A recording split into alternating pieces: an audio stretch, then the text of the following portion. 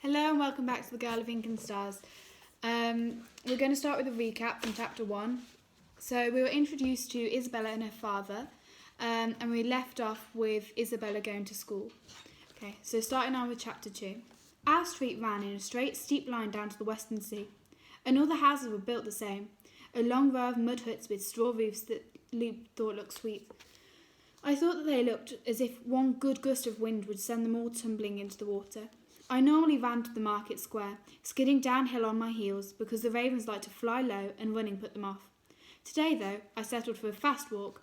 After all, I was almost at the top of the school now. It didn't seem right to run like a little child. Masha, who lived across the street, was standing in her doorway.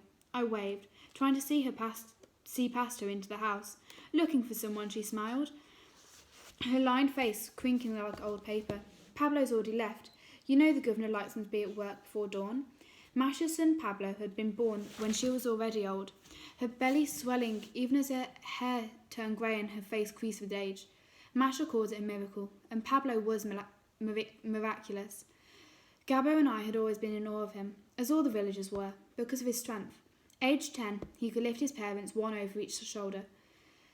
Having a piggyback from Pablo felt like riding, but it had been a long time since I'd seen him. 2 years ago, and his mother's back got too bad, Pablo left school and took her place as a labourer. Although Masha pleaded with him not to, now 15, he pulled carts as if they were paper, and cared for the governor's horses too. He took the present for Loop, Masha added, wrinkling her nose. I knew she didn't understand why I chose to be friends with the governor's daughter. I told him to hide it like you asked. Thank you, I said. Maybe I'll see him tomorrow. Maybe, but her voice was not hopeful. He was always up before sunrise, home after dark. I waved goodbye, shouldered my satchel, and started down the hill. From this high up, Gramira looked like a wheel, or a starburst, with the market square at its centre, and streets like spokes spiking outwards, some ending at the wide, calm harbour that bottled into the sea bank. On a clear night, the stars settled in on its surface like water lilies. The governor's ship was moored there, always. As Dar said, it was carved from a single Afric baobab trunk. The baobab must have been an enormous tree, because the hull nearly spanned the whole width of the port. The mast arrowing towards the sky, the sails towed. It crouched over the fishing fleet like a mountain, huge and unmoving, like everything the governor had. It took up far more space than it ought to. To the east, his house glinted in the sunrise, built from the black basalts and big as 5 ships. The mansion sat between the blue sea and the green forest, spreading out over the fields like a storm cloud. From here, though, it looked like it was small enough to squash between my forefinger and thumb. Below the village, with the school halfway between, this old school building had been small but bright, and we had never painted the walls yellow with whatever dyes could spare. But then the governor had knocked it down. Luke had decided she had enough of being taught alone at home, and demanded to be sent at the local school like the rest of us. Governor Dory had rebuilt it from stone, twice as big, because if his daughter was going, it had to look grander. Not for me, you understand, Luke had said with a sad smile. She adopted an even posher voice to add, to uphold the family honour. We weren't allowed to paint the walls of the new school. A lot of children were unkind to Luke because of that, but I knew it wasn't her fault. Behind the governor's house, closest to the forest, was the orchard, where I had never been. I squinted at the ant-like specks of the labourers there, and wondered which one was Pablo. To the west, the black sand of the beaches was almost covered by the incoming tide. We were not allowed to be on the beach at high tide, and no one was allowed in the water unless they were launching one of the governor's boats. My toes itched.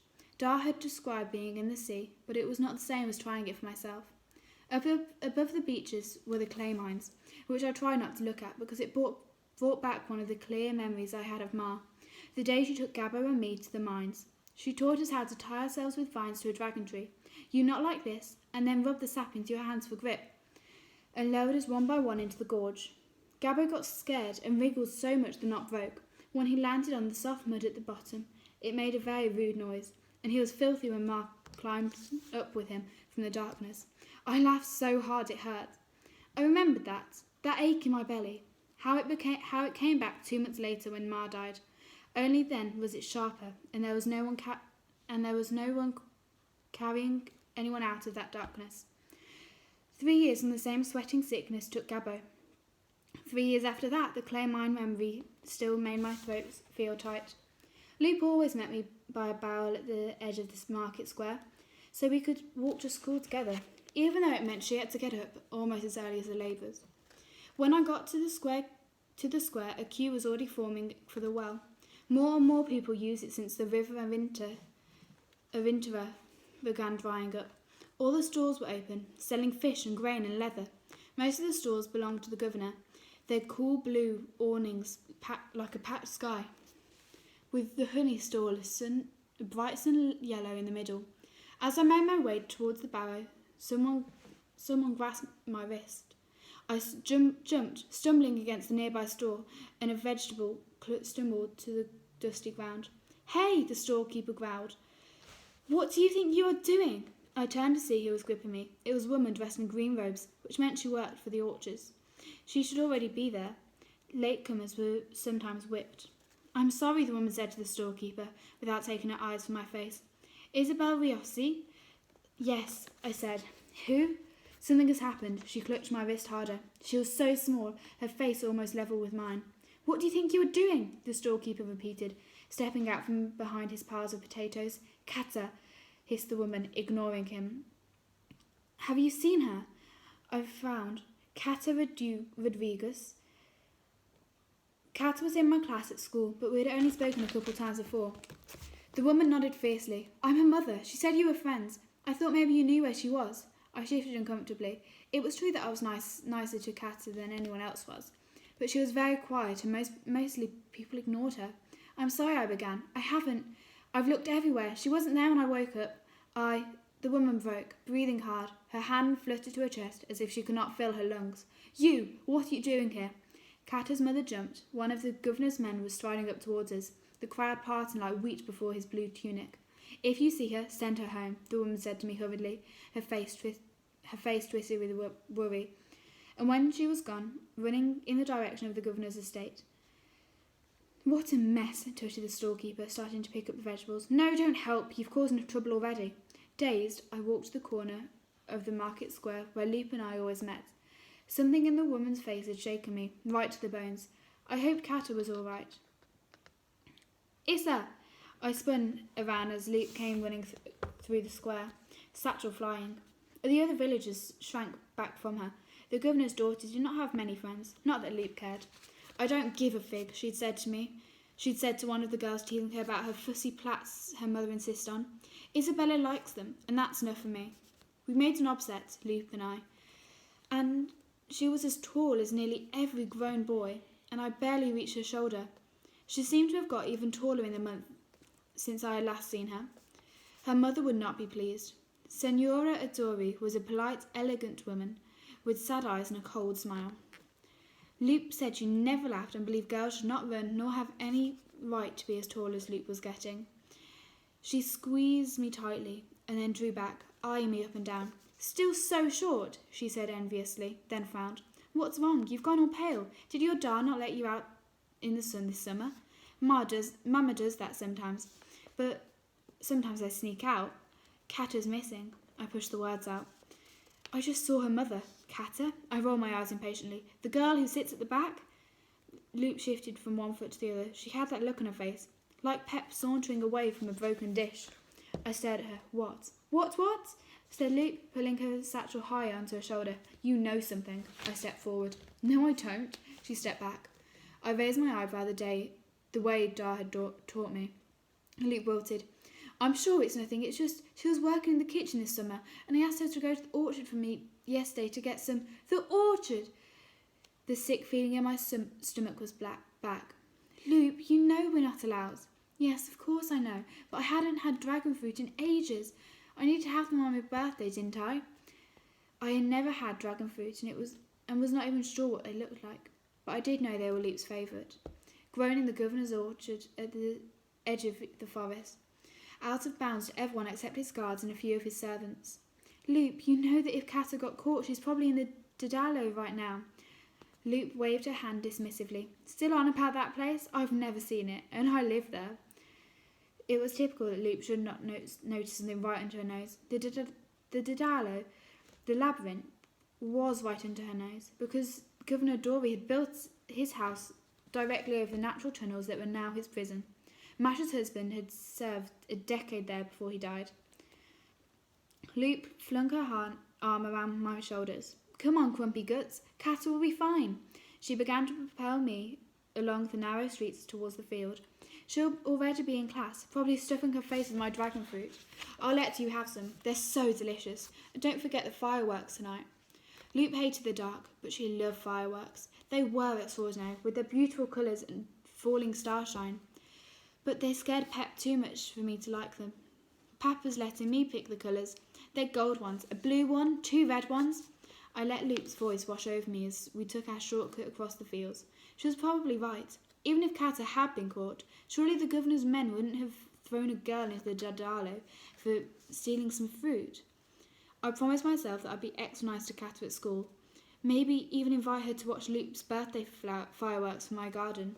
"Oh, and you haven't seen this," said Loop, stopping suddenly and jerking me to a halt. Loop untucked a thin gold chain from her dress and held it on her palm. Her golden lockets glinted in the sunlight, engraved with a shape I recognised.